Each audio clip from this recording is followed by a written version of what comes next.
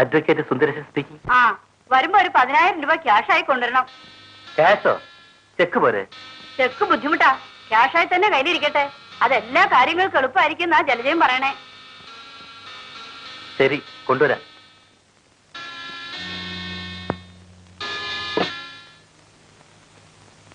രൂപയുടെ കാര്യം മറന്നോ സുന്ദരേശ? ഇല്ല, ഇതാ 10,000 രൂപയുണ്ട്.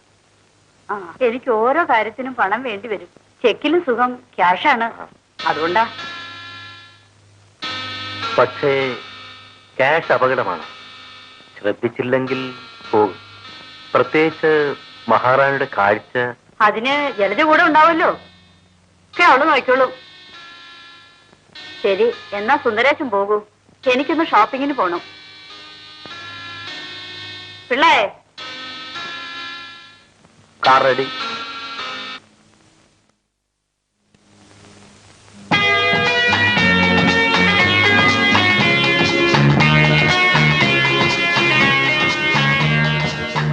ചേട്ടനെ കണ്ട് നന്ദി പറയണമെന്ന് ഞാൻ വിചാരിച്ചിരുന്നതാ. ഓ, നന്ദി ഒന്നും പറയണമെന്നില്ല. നമ്മൾ തമ്മിൽ എന്നാ കാണുന്നത്? കാണുകയോ? ഇപ്പോൾ കാണുകയല്ലേ, ഇത് പോരെ? അതുപോലെ വീട്ടിൽ വേണം. പിന്നെ പിന്നത്തെ കാര്യം പിന്നെ ആലോചിക്കാം. എന്നാണ് വരിക? ഇവിടെ നിറയെ ജോലിയല്ലേ, സമയം എവിടെ? ജലജ വിചാരിച്ചാൽ സമയമുണ്ടാക്കാൻ കഴിയും. ഞാൻ ഫോൺ ചെയ്യാം, തമ്പുരാട്ടി കാത്തിരിക്കുന്നു.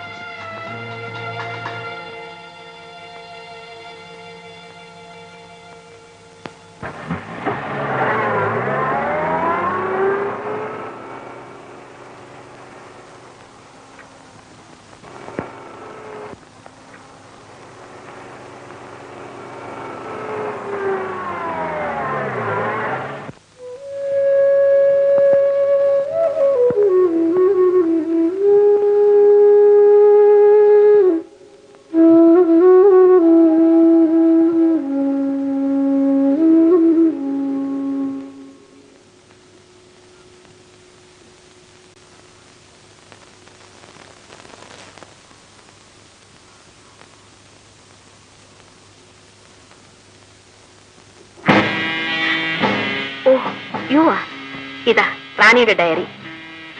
വലിയ കാര്യങ്ങൾ ഡയറിയിൽ എഴുതി വെച്ചിട്ടുണ്ട്. അതാണ് ഞാൻ ഡയറി എടുക്കാൻ പറഞ്ഞത്. നോക്കട്ടെ.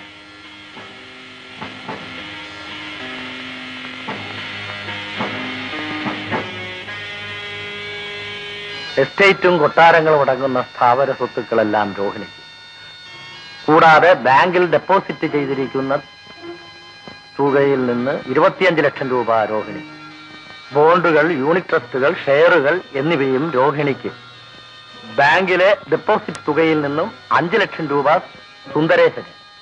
ബാങ്കിലെ ഡെപ്പോസിറ്റ് തുകയിൽ നിന്നും 50 ലക്ഷം രൂപ മ്യൂസിക് റിസർച്ച് അക്കാദമിക്ക്. ബാങ്കിലെ ഡെപ്പോസിറ്റ് തുകയിലെ പലിശയിൽ നിന്നും 10,000 രൂപ മിസ്സസ് സരോജിനി ദേവിക്ക്. പാവം മരിച്ചുപോയി. ആരായിരുന്നു? പഴയ നേഴ്സായിരുന്നു. പോട്ടെ, വായിക്കൂ. ബാങ്കിലെ ഡെപ്പോസിറ്റ് പലിശയിൽ നിന്ന് 10,000 രൂപയും കാറും പിള്ളയ്ക്ക്. കണ്ടോ മഹാറാണിയുടെ സ്നേഹം. 10,000 രൂപ. ഒരു 15 ലക്ഷം രൂപ കൊള്ളിച്ചിരുന്നെങ്കിൽ സ്നേഹം മനസ്സിലാക്കാമായിരുന്നു. ഇതും അഡ്വക്കേറ്റ് സുന്ദരേശന് കിട്ടാൻ പോകുന്ന തുകയുടെ കാര്യവും നിങ്ങൾ തമ്മിൽ സംസാരിക്കുമ്പോൾ ഉപയോഗിക്കണം. അയാൾക്ക് ഫോൺ ചെയ്തില്ലേ? ഈ ഡയറി എടുത്ത സ്ഥലത്ത് തന്നെ വെച്ചേക്ക്, സംശയം തോന്നാൻ ഇടകൊടുക്കരുത്. അപ്പോൾ അയാൾ എന്ത് പറഞ്ഞു? അടുത്ത ഞായറാഴ്ച അയാളുടെ വീട്ടിലേക്ക് ചെല്ലണമെന്ന് പറഞ്ഞു. എങ്കിലും ഈ ഞായറാഴ്ച പോകും. സുന്ദരേശൻ സുമുഖനാണ്, സ്ത്രീകളെ വശത്താക്കാൻ മിടുക്കനാണ്. ജലജ വീഴാണ്ട് സൂക്ഷിക്കണം. അങ്ങനെ ഒരു പുരുഷനും എന്നെ വീഴ്ത്താൻ ഒക്കില്ല. പിന്നെ വിക്രമൻ 2 പ്രാവശ്യം ഫോൺ ചെയ്തു. അപകടമല്ലേ അത്? അതെ, അപകടമാണ്. പക്ഷെ അവനെ പിണക്കാൻ ഒക്കുകയില്ല. അവരില്ലാതെ നമ്മുടെ പദ്ധതി നടപ്പാകില്ല.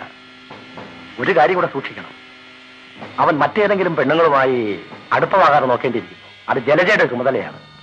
ഞായറാഴ്ച സിനിമയ്ക്കെന്നോ മറ്റോ പറഞ്ഞ് പുറത്തു പോകാം.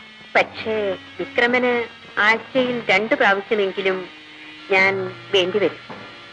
രാത്രി റാണിയും രോഹിണി തമ്പുരാട്ടി ഉറങ്ങിയ ശേഷം പോകരുത്. അവർ ഉണർന്ന് എന്നെ അന്വേഷിച്ചാൽ? പോകുന്ന ദിവസങ്ങളിൽ ഓരോ ഉറക്കഗുളികൾക്ക് എന്തെങ്കിലും ചെയ്യാൻ സാധിക്കും. നേഴ്സാണെന്ന കള്ള സർട്ടിഫിക്കറ്റ് ഞാൻ ഉണ്ടാക്കി തന്നത് വെറുതെയാണോ? പിന്നെയും പ്രശ്നമുണ്ട്. ഗേറ്റിൽ ചാവകൾ കാവലില്ലേ?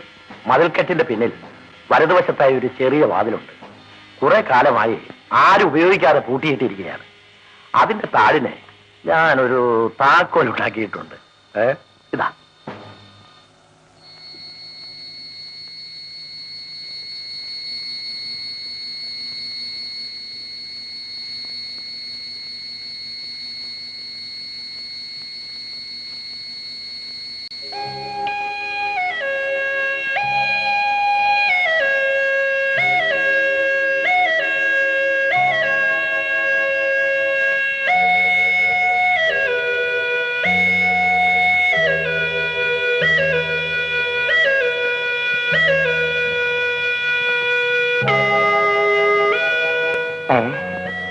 പോയോ?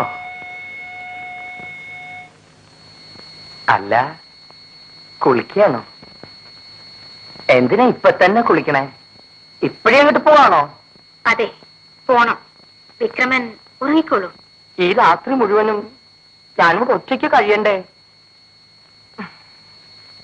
ഇതെല്ലാം നമ്മുടെ നന്മയ്ക്ക് വേണ്ടിയല്ലേ? ഒരു കാര്യം ഞാനിങ്ങോട്ട് പറയാം, കേട്ടോളൂ. ജലജയ്ക്ക് പണം വേണം. അമ്മായിയുടെ കൊട്ടാരവും കാറും കീറും പണവും ഒക്കെ വേണം. എനിക്ക് അതൊന്നും വേണമെന്നില്ല. എനിക്ക് ജലജയെ മാത്രം മതി. എന്താ കാരണം എന്നറിയോ? എനിക്ക് സ്നേഹമുണ്ട്, അതുകൊണ്ടാണ്.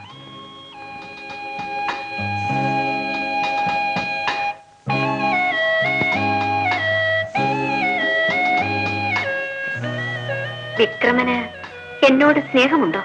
ഉണ്ടെന്ന് പറഞ്ഞില്ലേ? എന്താ ഞാൻ പറഞ്ഞ നുണയാണെന്നാ തോന്നണേ? അല്ല, വിക്രമൻ നുണ പറയില്ല. എനിക്കറിയാം. ജീവിതത്തിൽ എന്നെ സ്നേഹിക്കുന്നെന്ന് പറഞ്ഞു കേൾക്കുന്നത് ഇതാദ്യമാണ്. ജലജയ്ക്ക് എന്നോട് സ്നേഹമുണ്ടോ? ഉണ്ട്. എത്രയെന്ന് പറഞ്ഞറിയിക്കാൻ കഴിയാത്തത്ര സ്നേഹമുണ്ട്. അതുകൊണ്ടാ ഞാൻ ഇതിലൊക്കെ തയ്യാറായത്. എത്രയും വേഗം ഇതൊക്കെ ഒന്ന് അവസാനിച്ചിരുന്നെങ്കിൽ. ഞാൻ പോകട്ടെ വിക്രമ.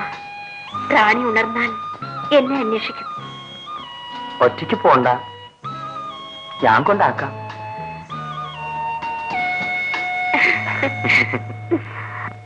Is it Mister Sundaresan? ആ, ഞാനാണ് ജലജ. ഇന്ന് വൈകുന്നേരം ഞാൻ ചേട്ടന്റെ വീട്ടിലെത്തും. കാത്തിരിക്കണം. ആ, ശരി ശരി.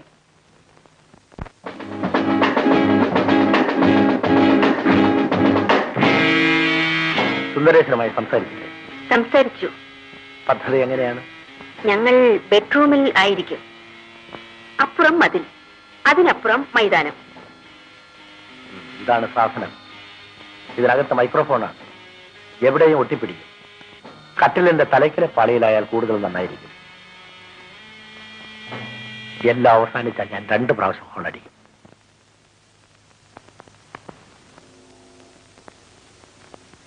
കുട്ടി കാപ്പി കുടിച്ചോ?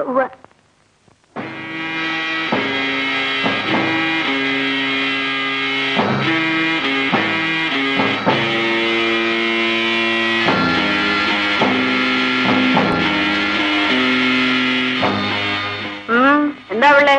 സ്വല്പം തകരാറ് കാണുന്നുണ്ട് കാറിന്റെ കാർബറേറ്റർ. അതിനിപ്പോ എന്താ ചെയ്യാ? വൈകുന്നേരം വർക്ക്ഷോപ്പിൽ കൊടുത്താൽ രാത്രി നന്നാക്കി കിട്ടും. അപ്പോ പിള്ള രാത്രി വരെ ഉണ്ടാവില്ല എന്നർത്ഥം. ഇവിടെ ഒന്ന് സിനിമയ്ക്ക് പോവാണെന്ന് പറഞ്ഞു. അപ്പോ രാത്രി വരെ ഇവിടെ ആരും ഉണ്ടാവില്ല. എന്നാൽ ഞാനിന്ന് സിനിമയ്ക്ക് പോകുന്നില്ല മഹാറാണി. നീ പൊയ്ക്കോളൂ. ഈ പ്രായത്തിലല്ലേ സിനിമയെല്ലാം കണ്ട് സന്തോഷിക്കാൻ പറ്റുള്ളൂ. പിള്ളേ, ഒരു കാര്യം ചെയ്യൂ. പോകുമ്പോ ഇവിടെ തിയേറ്റർ ഇറക്കി വിടൂ. വരുമ്പോ കൂട്ടിക്കൊണ്ട് വരൂ. പെണ്ണല്ലേ, ഒറ്റയ്ക്ക് വരികയും പോവുകയും ചെയ്യണ്ട.